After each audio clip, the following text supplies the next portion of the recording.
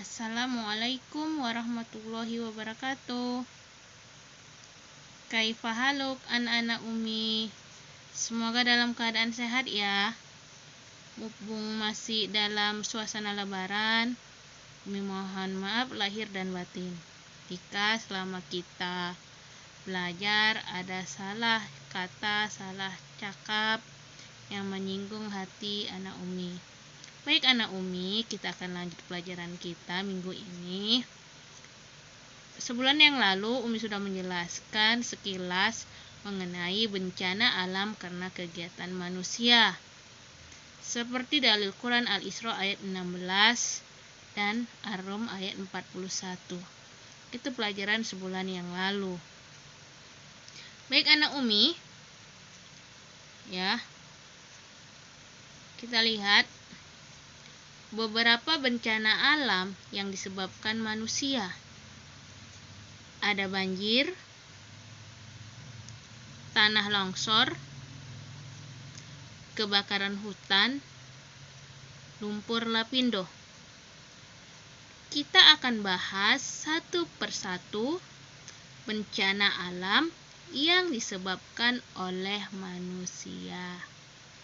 Ya kan? Jadi semua bencana alam yang Umi sebutkan tadi itu karena kegiatan manusia yang berlebihan yang sudah pernah Umi jelaskan sebulan yang lalu. Sekarang kita masuk ke banjir. Ya. Banjir adalah keadaan di mana suatu daerah tergenang oleh air dalam jumlah yang besar. Kedatangan banjir dapat diprediksi dengan memperhatikan curah hujan dan aliran air. Namun, kadangkala banjir dapat datang tiba-tiba akibat dari angin badai atau kebocoran tanggul yang biasa disebut dengan banjir bandang. Jadi, banjir itu pada umumnya karena curah hujan yang begitu besar. Sebenarnya, walaupun curah hujan yang begitu besar, kalau saluran air terjaga dengan baik, maka banjir masih bisa kita tahan, ya kan? Tetapi kalau saluran air yang tidak berfungsi dengan baik, maka banjir akan terjadi. Tetapi jika banjir rumah dekat bagian sungai, ya kan dibilang daerah aliran sungai, DAS, daerah aliran sungai itu sudah sangat rawan dengan banjir. Ya. Bencana ini muncul setiap tahun, tak kala musim hujan tiba dengan curah hujan yang tinggi. Biasanya bencana ini melanda dataran rendah ya anak Umi, di sekitar aliran sungai. Mana di Binjai? Yang DAS, daerah aliran sungai. Di Bonjol ya anak Umi ya, lihat. Itu dekat sungai. Lihat. Ini yang banjir yang terjadi di Bonjol. Ya, jadi kita yang rumahnya tidak dekat aliran sungai itu sangat bersyukur. Ya. Sangat bersyukur. Jadi anak Umi yang daerah yang rumahnya tidak dekat daerah aliran sungai, maka dijagalah saluran airnya supaya tidak terjadi banjir.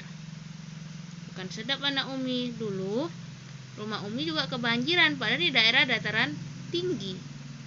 Kenapa? Dulu saluran air ya itu kan paitnya ada, tetapi di situ ada yang membuat titi yang menghalangin saluran air, sehingga ketika banjir masuklah air ke dalam rumah Umi. Tetapi dengan perhatian pemerintah sehingga saluran airnya dibuat dengan baik sehingga tidak terjadi banjir lagi di rumah Umi. Bukan sedap menguras air itu setiap hujan. Masuk anak Umi.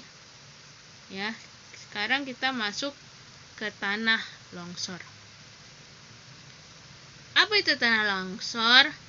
Peristiwa tanah longsor dapat terjadi apabila air yang meresap ke dalam tanah menyebabkan bobot tanah bertambah, kemudian menembus sampai ke bidang gelincir hingga menyebabkan bergerak keluar lereng. Apabila gaya pendorong pada lereng lebih besar daripada gaya penahan, maka terjadilah longsor. Ya, jadi longsor itu banyak terjadi di daerah dataran tinggi. Ya, yang masih ada lereng-lerengnya. Nih lihat.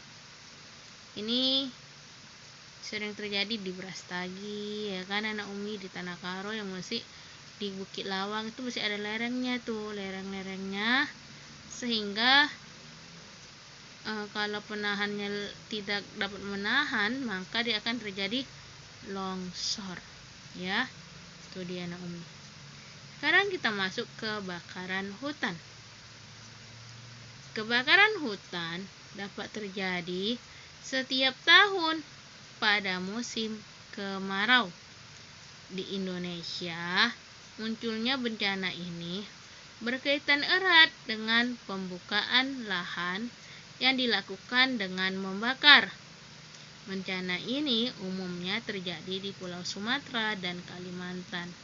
Kenapa di Pulau Sumatera ya anak Umi dan Pulau Kalimantan? Ayo, ada bisa jawab?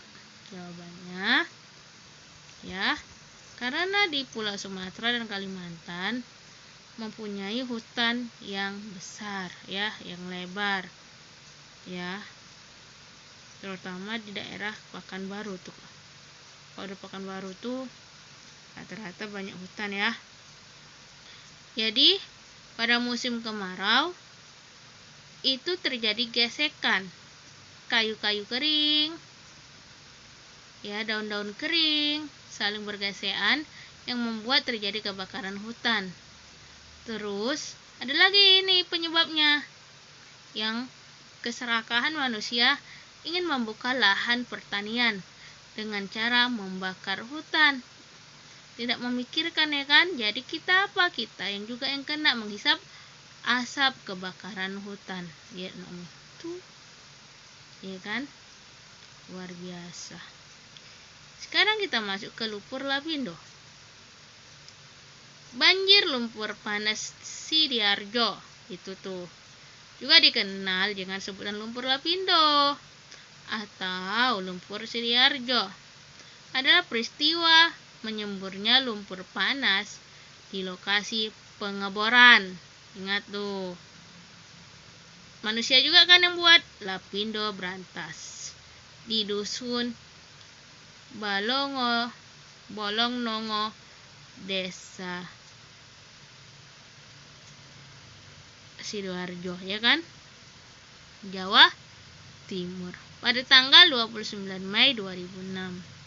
Semburan lumpur panas selama beberapa bulan tersebut menyebabkan tergenangnya kawasan pemukiman, pertanian, dan perindustrian di 3 kecamatan di sekitarnya, serta mempengaruhi aktivitas perekonomian di Jawa Timur.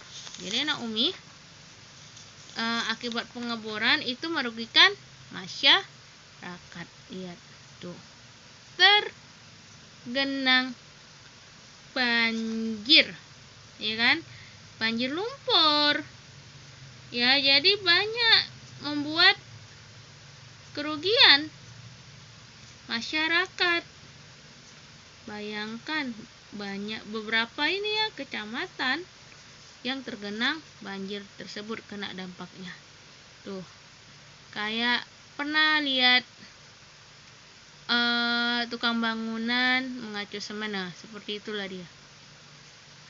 Jadi kita bersyukur nih, kita masih tinggal di Binjai, yang selalu Allah berkahi dari bencana alam.